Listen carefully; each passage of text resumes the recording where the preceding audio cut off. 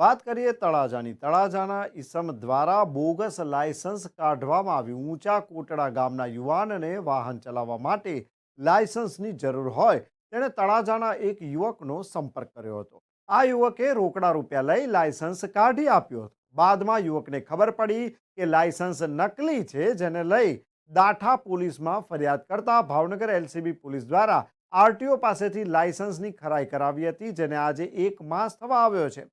Datha police મથકના ઊંચા કોટડા ગામે રહેતા દિનેશભાઈ માધાભાઈ શિયાળે મીડિયા સમક્ષ જણાવ્યું કે પોતાને લાયસન્સની જરૂર હોય તળાજા આવ્યો હતો.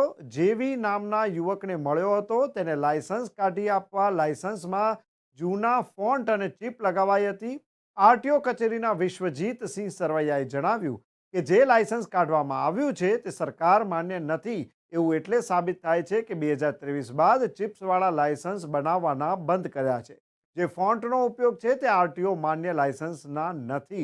અધિકારીની સહી પણ નકલી છે. ત્યારે હવે ભાવનગર પોલીસની તપાસમાં શું નીકળે છે તે જોવું રહ્યું. રૂપિયા 8,000 આપ્યા હતા. તેના બદલામાં જેવીએ લાયસન્સ આપ્યું હતું અને દિનેશ શિયાળે લાયસન્સ બાબતે ખરાઈ કરતા તે બનાવટી હોવાનું જાણવા મળ્યું હતું. ઇન્દ્રજીત ટાંક, આરટીઓ ભાવનગર. જે તળાજાનું ડુપ્લિકેટ લાયસન્સ કાઢવામાં આવ્યું છે, કઈ રીતે કાઢવામાં આવ્યું, શું કહેશો સાહેબ? સવારે અરજદાર દ્વારા આરટીઓ ઓફિસે આવેલા અને એમને લાયસન્સ દેખાડેલું. એ લાયસન્સ તદ્દન બોગસ છે તથા અરજદાર તથા ભાવનગરની જનતાને જણાવવામાં આવે છે કે આવા કોઈ પણ વાતોમાં આવું નહીં તથા કંઈ પણ તકલીફ હોય તો તરત અમારો સંપર્ક સાધવો. અને એ લાયસન્સ તદ્દન બોગસ છે. આરોપીની અટક કરવામાં આવશે કે નહીં?